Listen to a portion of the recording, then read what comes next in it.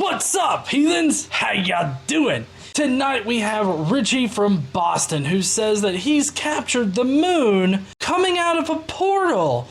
You can clearly see the outside edges cooling or something like that. When it comes out of the portal, it is in a liquid state. And I knew this back in November, but I didn't realize that the Book of Enoch backs it up entirely. Apparently, that's how the moon rises at night, or raises, whatever. Apparently, it comes out of a portal, and then it has this cooling light, and then it disappears back into a portal near daytime, or daylight. So, we're going to be going over his shitty evidence for moon portals. Also, there's the whole cooling light thing that I can explain and all that.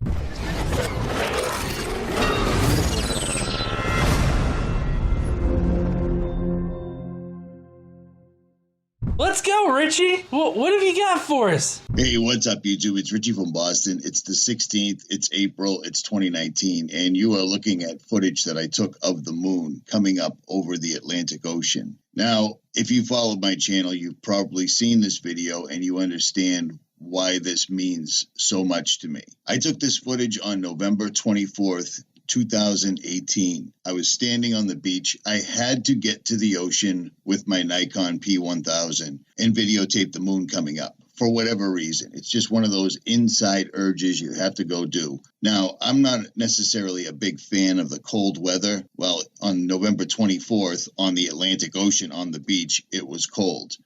Richie from Boston here thinks that the moon is made out of plasma. And he thinks this because apparently the atmospheric refraction that's going on in this particular video that he shot, he doesn't actually believe that. He believes, because of this old footage, that moon is made out of plasma and that it gives off its own light. His evidence here is, as you can tell on the sides of it, it's kind of ripply, and the moon's surface seems, in his perspective, to move around a little bit. I can assure you the moon isn't moving, it's just the refraction in the atmosphere that's causing it to distort. You can also see this for yourself whenever you look at something in the water. If you see something in the water, the light is refracted, so it's not exactly where you see it when you're looking in the water. There's a lot of cool visual tricks that you can play with that, but it's the same basic concept here.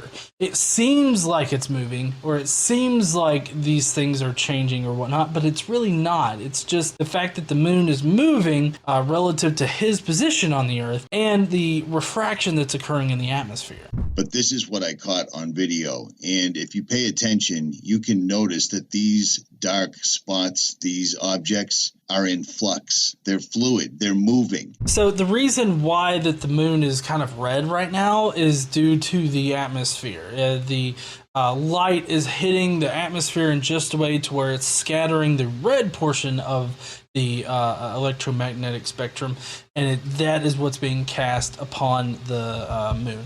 Now, people are going to call it atmospheric lensing, etc., all the other scientific terms that NASA's given people to explain things that we can see. Oh, but here at Richie from Boston, we say, fuck that shit. We don't care about the actual natural explanations. Let's get some supernatural shit in here. Let's draw some fucking portals around in this place. Let's conspiracy theory the fucking shit up all the way. That they completely rename and give another reason for. Do you see what I'm saying?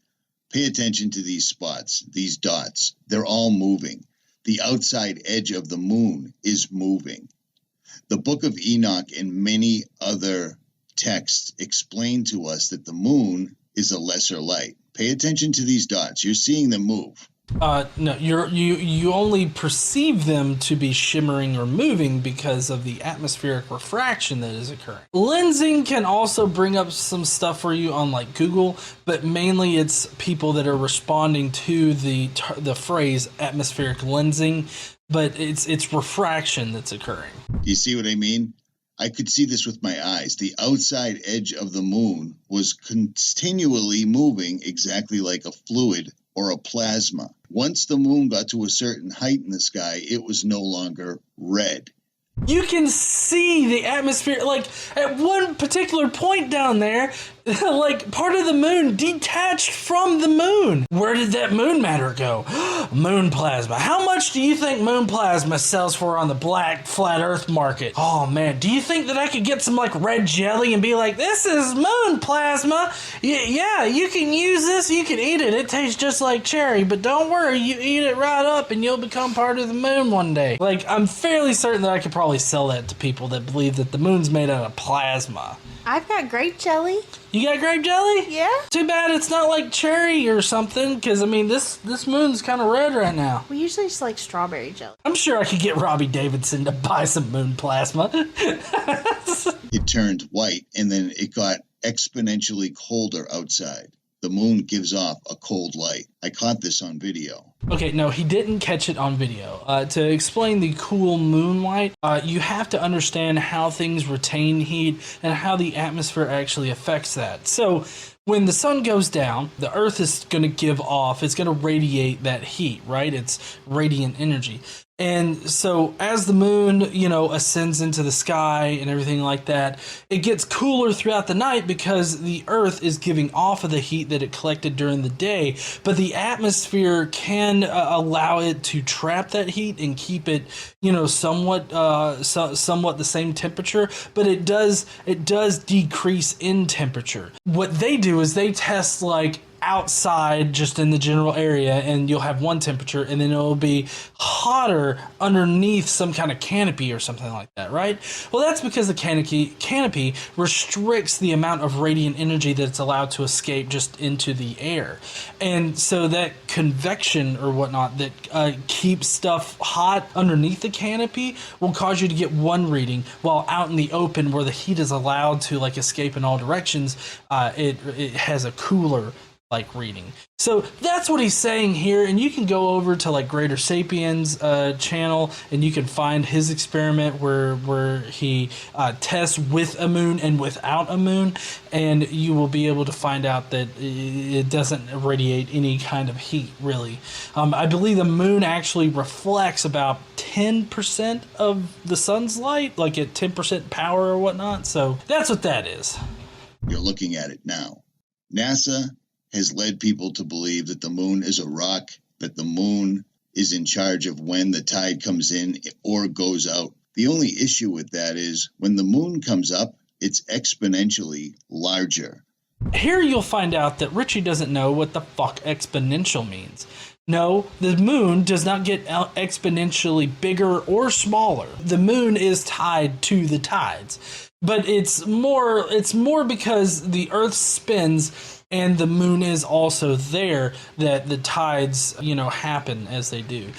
So it's a combination of the two, but the moon is a major part of like waves and tides and all that. The moon's gravity pulls on the water as the earth spins around. That's what happens. He of course doesn't believe in gravity, so I don't know what he thinks causes the tides other than the fact that, oh, fuck, they just happen. He's not actually going to be able to explain the tides without invoking some kind of magical property. As it goes up in the sky, it gets smaller. And as it begins to turn into what appears to be a solid, it gets brighter and it goes from red to white. Because it's reflecting more of the sun's light. Because right now it's not. And then when it gets higher in the sky, it is. And the atmosphere is not refracting as much light, not scattering all that red part of the spectrum. I fucking can't with this motherfucker right here. This is the guy that believes that like fucking Anubis has been cloned beneath like major cities and shit. I don't know. It's in another video that I've done. And when it does that, it gets much colder out. But also notice there's clouds behind the moon. But I digress. No, there's no clouds behind the moon. That's dumb as fuck. Like I said, ancient texts talk about this. the Book of Enoch and the courses of the heavenly illuminaries. I'll leave links in the description. Okay, for one thing, it's not illuminaries, it's just luminaries. So this is where they appeal to tradition, and it's a much older tradition than normally people appeal to. They appeal to the tradition of people before, the Common Era, BCE time frame. So they'll appeal to the Bible, the Old Testament specifically. They'll appeal to old civilization because they feel like these people are farther removed from this Illuminati New World Order sort of system that they think is actually going on. They appeal to them because they agree with their position that the Earth is flat and that there aren't any planets and all this other stuff. Before people even recognized what these like moving stars were in the sky being planets, they appeal to those people because they feel like they're more correct. And it's just backwards ass thinking, really. Explains what Enoch was seeing. He saw 6 portals in which the sun rises and 6 portals in which the sun sets. And the moon rises and sets in these portals. There are 6 portals positioned all across this flat Earth, and the sun rises and sets in each portal as well as the moon. When the sun sets in one portal, the moon rises in the opposite portal. So what I think happens is that the sun dips itself into the portal and it becomes a cooling light and it emerges from the opposite end of the portal, and then boom, there's the moon. But does this mean that there are 6 different fucking moons that go in each portal? Is one moon and one sun tied to each portal pair? How the fuck do these portals work, Richie? We gotta know. And the leaders of the stars and those whom they lead, 6 in the east, 6 in the west, and this goes on and on and on and on. I'm not going to read all this to you because there's another channel that does that for you. I'm not it. Do you see what I'm saying? If there's portals, then it appears I witnessed it coming out of the portal that's at the edge of the Atlantic Ocean. There's a portal at the edge of the Atlantic Ocean, guys. I don't know if you knew this, but at the edge of the Atlantic, there's a portal in which the moon traverses. I don't know where the fuck this portal is. I don't know why you guys on the other side of Richie, in like, I guess, I don't know. Fuck, would that be like Africa, France, Portugal, the United Kingdom? Where is this portal at exactly, Richie? Well, it appears that I also caught it coming out of another portal in the mountains of Arizona. Now, this was footage I got at the San Catalina mountain range.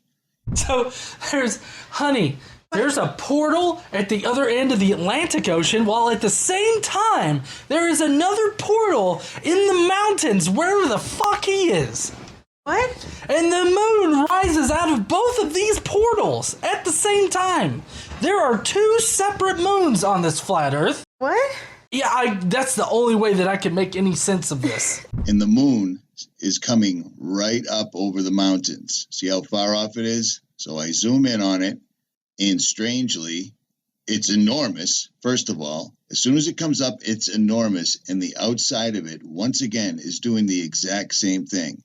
Because there's still a fucking atmosphere wherever you're at on the Earth. There is no place on the Earth where atmosphere doesn't exist, and atmospheric refraction is not going to affect you looking at the moon. God damn, Richie. It appears that it's turning from a plasma, a red, hot plasma, into a solid white light source. A red hot plasma, honey. Like, plasma is pretty fucking hot, you know? It's really, really far out there hot. So, I mean, like, if it was plasma, then you would have nuclear fusion going on. You would have a lot of light being produced, like more light than what this thing is. And also, the reason why light, when it hits something, it gives off energy is because light is energy. And when it is absorbed into something, that energy has to go somewhere, and so it becomes heat energy. That's what happens when light is stopped by something. That's why it doesn't make sense that the moon having a cooling effect is a thing, because the light, no matter what, when it hits something and that something absorbs that light, the light is transferred into heat energy. Of course, some of the light is reflected off of it, so not all of it's transferred to heat energy. But I mean, that's a very basic top level of like technical why this cooling light can exist. And when it turns from red to solid white, the ambient temperature drops instantaneously, 10 to 15 degrees. Now, many people have done experiments where they use temperature laser guns, temperature laser finders, etc., and they've discovered that the moon actually gives off a cooling light, which makes sense. No, it's not instantaneously. I mean, ever since the sun goes down and there's no direct light or heat being put on the earth or being injected onto the earth or whatever, as soon as that goes away, it starts to cool down. And just because you can take the temperature out in the open and it's cooler than under a canopy, that doesn't actually prove that the moon is giving off cooling light. This is on a tripod, so I don't know what to tell you. When it's zoomed out this much, there is a little bit of shake. But if you look at the dark spots inside here, you can see that they're not all solid. They're moving. Okay, if it were plasma and it were moving, why isn't it moving more? Why doesn't the circles deform more? Why do they always reform in the same shapes as we see them every single fucking night? Could it be that it's not fucking plasma and that they're actually like craters and shit on the moon? I wonder. I know it's difficult to see. It is what it is, but I have yet to learn how to stabilize the camera.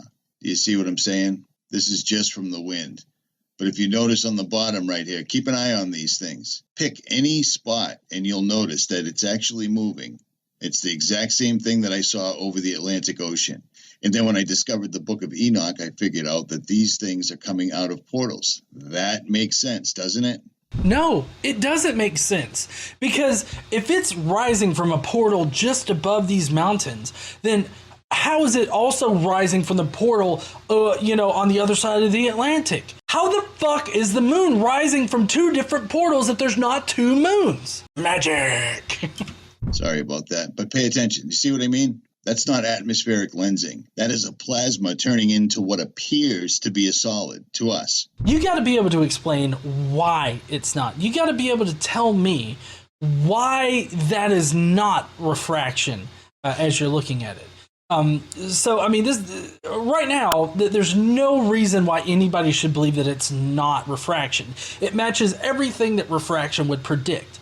Therefore, refraction is a perfectly good answer for why you're seeing this. So you have to tell me why that's not refraction. Why is it that we see this exact same kind of refraction whenever we are driving down a long highway or looking anywhere across water or anywhere in the sky, I guess? Why would it only be here? He's not explaining why, and that's frustrating as fuck. You see what I'm saying? So I got this on the West Coast, and I also got it on the East Coast. Same. You can clearly see the outside edges cooling or something like that. When it comes out of the portal, it is in a liquid state. Oh my god, honey. What? So, in case you guys don't know, there are several states to matter, right? There's solid, there's liquid, there's gas, and then there's plasma. So, what Richie just said right here, it should indicate to you that he doesn't know what the fuck he's talking about. Because he just said that the moon comes out of these portals in a liquid state. Then it rapidly transforms into a fucking plasma state. These are two different states of fucking matter. And the fact that he thinks that plasma is a liquid, holy fuck.